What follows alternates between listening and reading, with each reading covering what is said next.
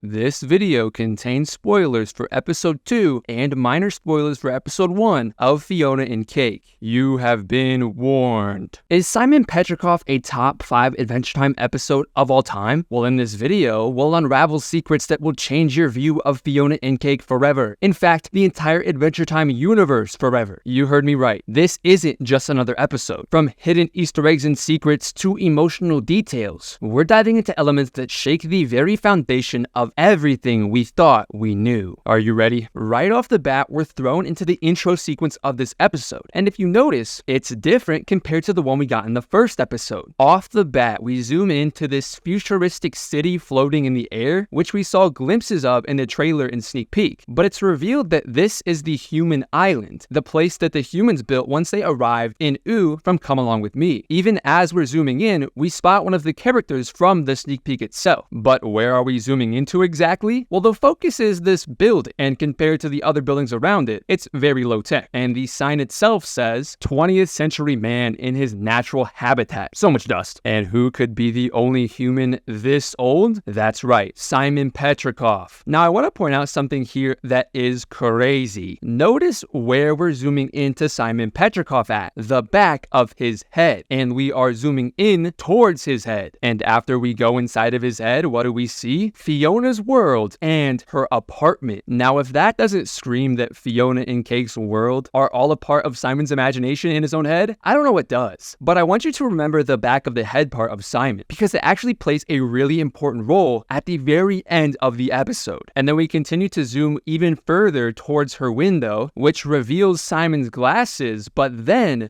Golb, or at least a statue of Golb, along with the same crocodile clips that Betty used to attach to Maja to summon Golb in the first place. And we'll see more of this later on. But then we see what looks like electricity coming from the crocodile clips into Golb, as if someone just powered him up, and then it cuts to black and white, and Golb's head snaps off. For some reason, this is so scary. And if you didn't know, the black and white is referencing when Betty fused with Golb in the finale Come Along With Me. And then something happens that we didn't see happen in the first episode, but we did see it in the sneak peek. These glitches, which I thought were used to represent different universes. And it seems that it's still like that. But the first different universe that we glitched to is Fionna's, which I just said seems to be only part of Simon's imagination in his mind. But maybe not. Then we get another glitch to a different universe, and we actually know what this universe is. We saw it a lot in the trailer, and it's Farm World. At least a farm world where Marceline became the vampire queen, and vampires are still haunting the land of Ooh. But that begs the question, who is this person running? Because if you remember, one of the images that we got from an interview, Fionna is in this exact same street, but her hat has long ears. And it doesn't really look like Farm World Finn because this person has baby hands. So who is this? Well, it might be Finn's baby brother that we saw in the crossover episode. A bit of a stretch, but we don't really have anything to work off of until we get the actual episodes. Then we glitch to another universe, and this is the Land of Ooh universe. And this is our Finn. But how do I know that? Because he's going to come up later in this episode a lot. And then we glitch to another universe, or maybe a flashback, because this is the treehouse after the finale Come Along With Me, after they planted the fern seed there, because you can even see the Finn sword on top. But one thing that's missing from this shot right here compared to the actual shot that we see in the finale is the snail. This will be a crucial detail for later on in the episode, so please remember it. Then we glitch out again to show what this fern tree looked like 1,000 years in the future. Something's different with these glitches, and it makes me think that time travel is involved. And then we glitch back to outside Fionna's apartment, but something's different this time. Her apartment is destroyed. But not only that, this almost looks like a piece of paper with a giant hole tore out in the middle of it. I think this means that her world, her universe, is literally tearing apart, because in the first episode, we see a ton of glitches throughout her city. Now, the cause of these glitches in her universe tearing apart is still unknown, but I'm sure we'll find out. And wouldn't you know, the very next glitch shows scenes of Simon, who slowly turn around to reveal the back of his head and an ominous blue glow coming off it. There's an obvious emphasis on Simon's mind, and we've seen this blue glow before in episode 1, and we'll see this blue glow even more at the end of this episode. Then we cut to a new look at Prismo, who doesn't look so good, and I'll explain why in a little bit, but we also get Fionna and Cake running through the time room, looking very excited. But the glitches aren't done yet. And the very next one is one of the first shots that we saw of Fionna and Cake, so pretty cool. Then this next glitch is probably the most bizarre out of them all, and it's Fionna and Cake walking through a desert or some really dry area, sweating and crying. I literally have zero idea what this could be, but something interesting to note about this scene is the jacket that Fionna is wearing is the same jacket that we see Martin Mertens wear in the episode The Visitor. Interesting. But we cut back to the time room and Fionna and Cake are still running through it, and Cake transforms into a bunch of different things, including a butterfly, the symbol for infinity, what looks like Jake or maybe a Jake pup, a cute cat snowman, a bat, some cubes, I have no idea what this is, and finally, an egg. This egg and the inclusion of what I think might be Jake is very interesting, because if you remember in the trailer, the only look that we got of Jake was him running with an egg. But as Fionna and Cake continue through the time room, they finally make it out and jump into the abyss, and the title card appears. Now you might think this is the end of the intro sequence, but oh no. After the text fades away, who comes zooming in from the top left corner? Simon Petrikov,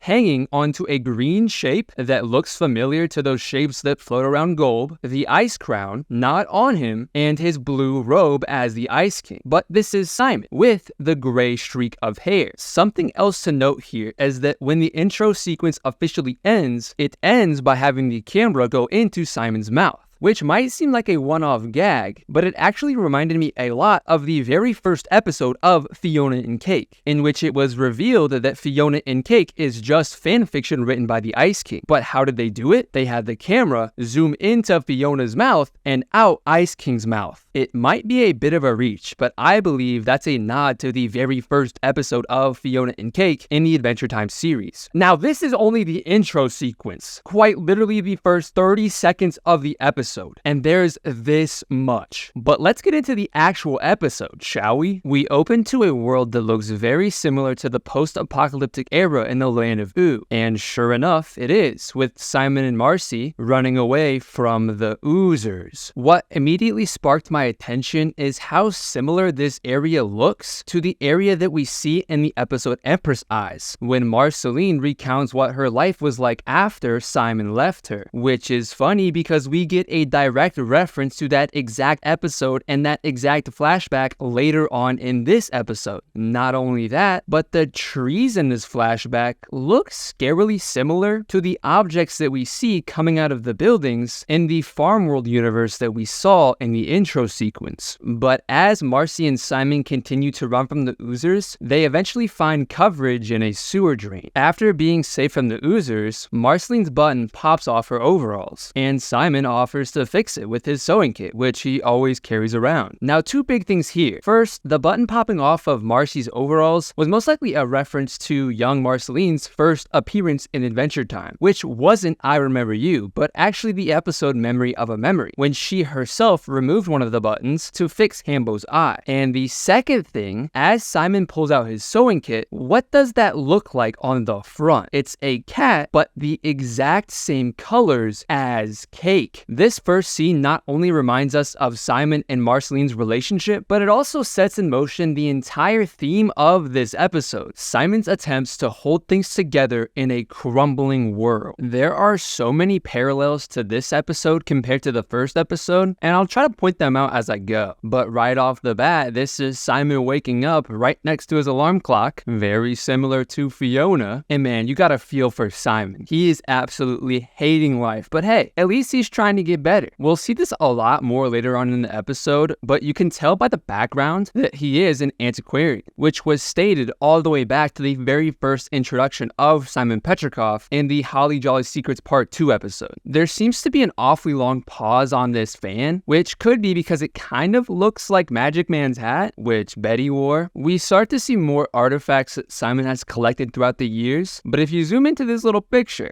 does that look familiar? Then Simon turns on on the TV, very similar to how Fiona did in that episode. And guess what's on? Cheers, which, if you don't remember, was also the channel that Fiona turned the TV onto. And not only that, but Simon has mentioned Cheers before in the episode Simon and Marcy, when he sang the theme song that we hear throughout this sequence. Sometimes you wanna go where everybody knows your name. Where everybody knows your name. Then we get this iconic scene from the sneak peek of Simon smiling, then frowning. This attitude sets up the entire episode, that Simon is just miserable. And rightfully so, as we're about to see. But as Simon walks by whatever this thing is covered up by, it starts to move, which is huge foreshadowing later on. But from this shot alone, there's two really important things to point out. First, there's a picture of Betty that he has on his desk. And second, that statue on his desk also represents Betty, because if you zoom in, there's her glasses on it, which we'll get a better shot of later. But this is so important because if you remember, in the Fionna and Cake world, there is a statue of Betty in the city gardens, which mysteriously appeared 12 years ago, the exact same time when Betty fused with Golb and left Ooh. Everything is just screaming and pointing at the fact that the Fionna and Cake universe is created by Simon's mind.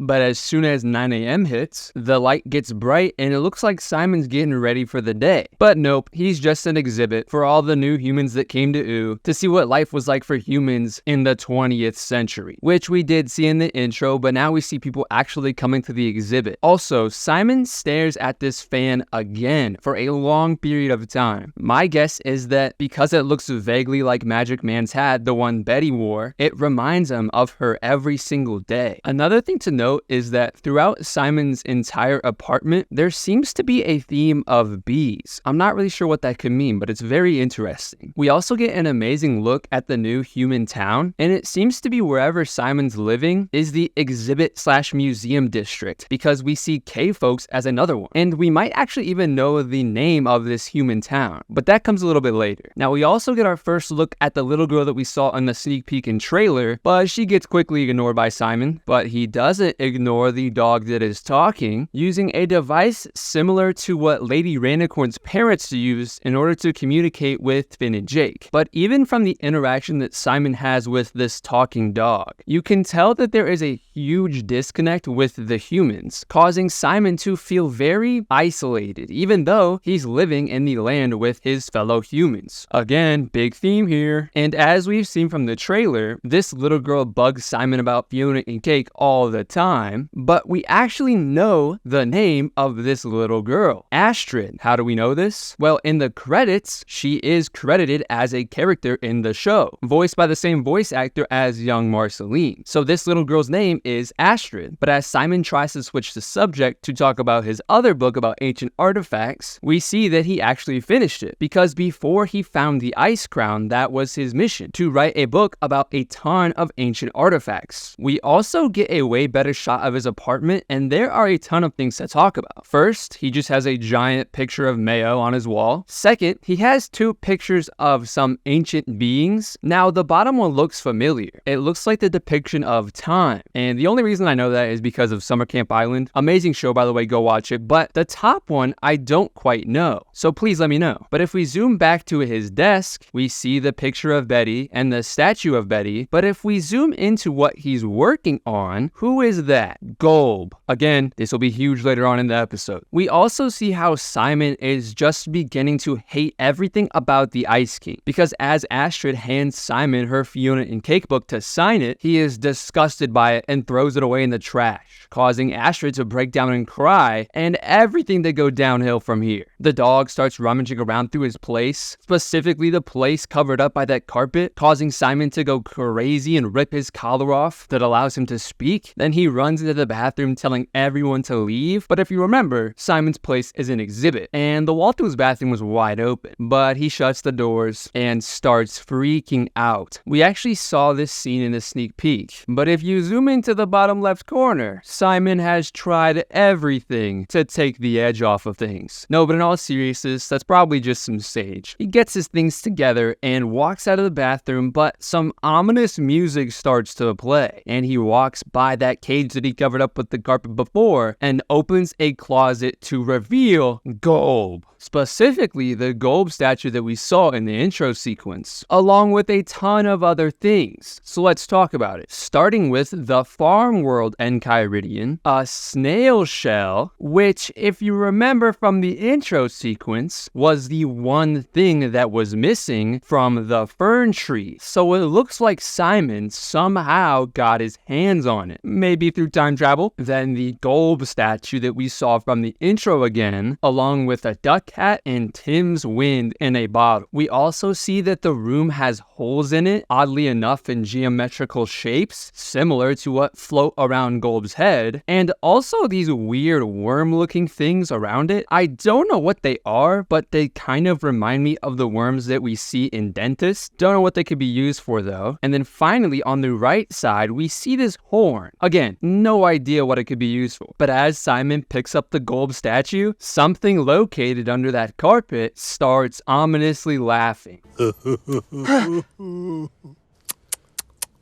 Who sounds similar to Chuscoos. He's gonna play an important role later, and I'll explain why he's even here. Simon ends up going to the Candy Kingdom Tavern for a drink served by Dirtbeard Guy. It seems as if Simon and Dirtbeard Guy have grown a pretty good relationship, because we saw in Obsidian that Simon was playing a live set at Dirtbeard Guy's Tavern, and here he is again. But as he asks for his usual, Dirtbeard Guy starts by putting ice in his drink, like always, but Simon is disgusted by the very presence of ice. He even does the same pose that Ice King did to shoot ice from his hands. It's very obvious that Simon has grown to hate everything about the Ice King. Then as Simon goes to close out his tab, a picture of Betty falls out of his wallet, and Simon stops just staring at the picture, but responds to Dirtbeard Guy that everything's fine. Again, not only is Simon miserable, but he's keeping it to himself. He doesn't want to bother anybody else with his problems, which is a theme we'll see even more of later on in this episode. Then Dirtbeard Guy proceeds to say the absolute worst thing that he could possibly say in this moment, bringing up his old Fionna and Cake stories and talking about how they're a masterpiece. And just as Simon is about to freak out, a familiar metal arm touches his shoulder. And who does this metal arm belong to? None other than Finn. This is our first look at Finn in the new series, and he looks great. But he talks about how Jake used to love the Fionna and Cake stories.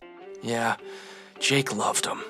And with the appearance of TV, it pretty much confirms Jake's death. We saw in Obsidian how Bronwyn used to travel with Finn, but it looks like Bronwyn wasn't the only one that Finn used to hang out with. It seems after Jake died, Finn reached out to his kids so that they all could hang out together and form a bond through the one person that they all love, Jake. The Finn and Jake we see in the trailer are most likely from an alternate universe that we'll see in the later episodes. But talking about Obsidian, we see in that episode that Simon used to dress up as the Ice King as a way to cope, and he brings that up again in this episode, but that eventually didn't work either. I guess I missed being him in a way, but even that stopped working after a while. Simon being Simon now, not the Ice King, has made him feel more isolated than ever. After all, the land of Ooo is filled with magical creatures, and now that Simon isn't one, he feels like he doesn't belong. Even with the humans that came over to Ooo, these futuristic humans are nothing like Simon Petrikov, which is pretty obvious from the first few scenes. But this is where things get crazy. We know that the Ice King created Fionna and Cake, not Simon. But as soon as the Ice King converted back to Simon, Fionna and Cake didn't disappear. And that's exactly why I think Fionna lives a miserable life.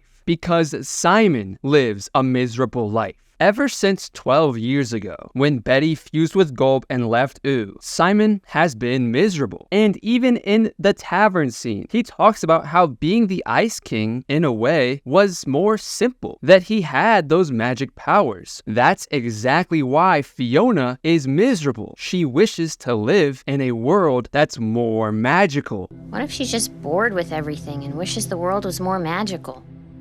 It should be more magical. There are just so many things that point to the fact that Fionna and Cake's world is entirely created and influenced by Simon's mind. Then Finn, being the classic Finn that he is, has a brilliant idea. He'll take Simon on a quest to cheer him up. What could go wrong? Okay, yeah, that's what could have gone wrong. But as they tone it down a notch, they both put on blindfolds and end up traveling into the heart of the forest. And this blindfold moment is a direct reference to the episode Hall of Egress, where Finn literally can't open his eyes and uses a blindfold to travel throughout the entirety of Ooh. The Hall of Egress episode was so important to Finn's character, so seeing a callback to that in this episode is amazing. But don't be so happy about Finn's growth just yet. There might be some underlying problems that I'm going to talk about soon. But as they set up camp, Finn asks Simon to go catch some fish to eat. So he does, but it turns out it wasn't a fish, it was a giant mud skipper. And the craziest part about all of this is that Finn knew this would happen. He literally used Simon as bait.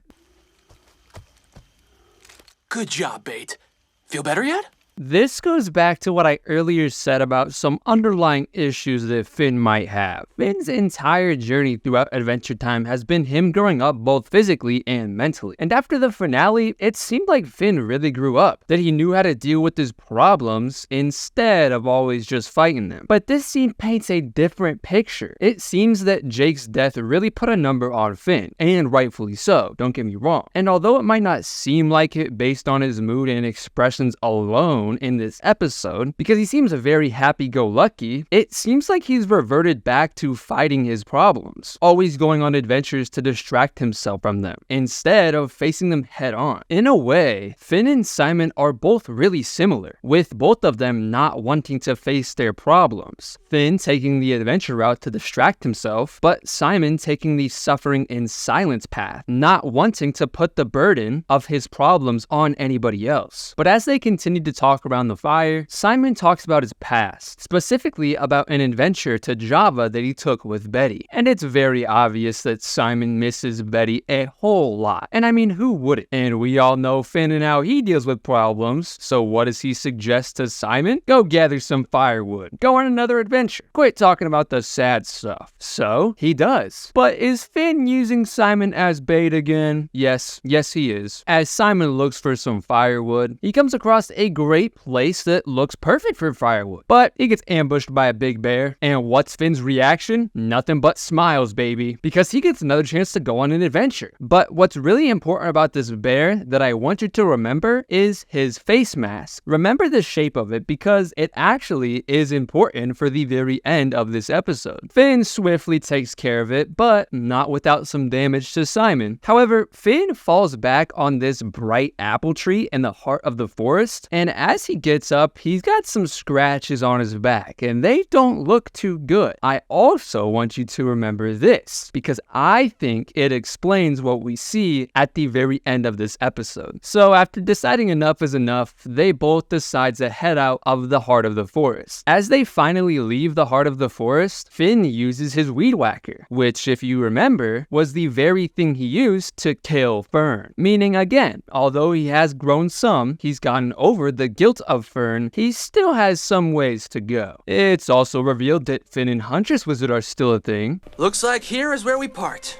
I'm gonna stop off and see Huntress Wizard. But as they part ways, Simon heads down the river, and an amazing Rebecca Sugar song starts to play. Now, it sounds like the episode's wrapping up, but oh no, there is so much more. As Simon continues down the river, we start to see some striking similarities with this episode compared to episode 1, Fionna Campbell. Starting with this leaf guy, who has 3 objects that he's tossing around, is similar to the guy with the 3 Fushigi balls with the leaf on his t-shirt. Then the 3 3 banana guards who are talking about Jerry from HR, which is the exact same thing that happens in the first episode when Fiona gets caught behind the human banana guards talking about the same thing. You know Jerry from HR? Okay, get this. You know Jerry from HR? Then we see 2 mushroom fly-looking people fly by Simon, and these are directly related to the roller derby people that approached Fiona. Then we see another similarity, but not with episode 1 Fiona Campbell, but the episode Empress Eyes that I talked about in the very beginning. Does this scene look familiar? Well, it should, because it's directly related to this scene, when Marceline got excited to help out the humans again, but it turns out they were covered, and even scared by her. Just look at the similarities. And the pinnacle of this episode is still yet to come, but it looks like Simon has finally put his feelings as #1 priority and decides to call Marceline. But as he's flipping through his contacts, there's some pretty cool characters. He also has the Lady Island as a contact still. But Simon finally gets to Marceline and decides to call her, and she answers in a tattoo shop, getting matching tattoos with Princess Bubblegum. This scene of them is so cute, but the person giving them tattoos is getting a little angry because Marceline can't get her tattoo because of her healing powers that she got from the moon, and Princess Bubblegum can't get her tattoo because she's made of gum. An interesting thing to note here, if you look at one of the tattoos that this tattoo person provides, it's a yellow pyramid or triangle with an eye on it. And if you remember, one of the pictures Fiona had in her room was a yellow triangle with an eye on it. Not only that, but we get another look at this tattoo of this pyramid with an eye on it, and something's changed. The eye is now red. Now this could either be an animation error or it means something, and I'm guessing it means something, but I don't know what, because I maybe thought Golb, but Golb is red, not yellow. So please let me know what you think. But as soon as we thought Simon was making some progress and prioritizing his feelings, he decides he doesn't want to depress out Marceline and keeps his feelings to himself once again. Simon finally takes the boat ride home up to the human city and makes his sad trek back to his home. But one of the buildings that he passes by is called Dirtbeard Guy's Uptown Express, and that's most likely what this human city is named, Uptown. I have no idea why, but I'm sure we'll find out. Simon finally gets back home, and it seems like the episode's all wrapped up and everything's done for. But oh no, are you ready for the craziest part of this episode? After picking up the Fionna and Cake book that he threw in the trash at the beginning of this episode, he reads through one of the pages and gets a surge of motivation to do something. Whatever it is, it's definitely in that closet, and I'm pretty sure we know what's in that closet. But as he's making his way there, the thing from under the carpet starts to talk to him, and sure enough, it's revealed as Chuscoos. But he's evil now, and you might be a little confused, but this actually makes a whole lot of sense. In the final episode of Distant Lands, Wizard City, during the post-credits scene, Chuscoos survives after consuming the ichor, but it corrupted him, turning him evil. Sure enough, Simon walks into the closet, turns on the lights, looks at a picture of Betty one last time, attaches the crocodile clips to the picture, and Chuscoos, and I'm sure by now we all know what's about to go down. Simon starts the ritual, and right away, we see the reflection of Golb's 4 eyes in his glasses. Simon starts chanting, Reveal the path and grant me passage. But a couple things to note, he has 2 objects next to him, the snail shell and the same flying carpet that Betty used to summon Golb in the finale. That was the thing that was covering Chuscoos. But also, the dance that Simon is doing is the exact same one Betty did to also summon Golb. So if you didn't already put it together, Simon's ritual is to summon Golb. So Simon's thinking is if he can summon Golb, he'll summon the Golb that fused with Betty. And it looks like it's starting to work, with these geometric shapes coming out of the wall, which are very similar to the geometric shapes we see floating around Golb's head. And Chuscoos being electrified the same way Maja did when Betty did it. But the crocodile clip holding Chuscoos' mouth together comes off, and he interrupts Simon. But Chuscoos also mentions Fionna and Cake, which disrupts Simon's ritual. You belong in the trash with Fionna and Cake!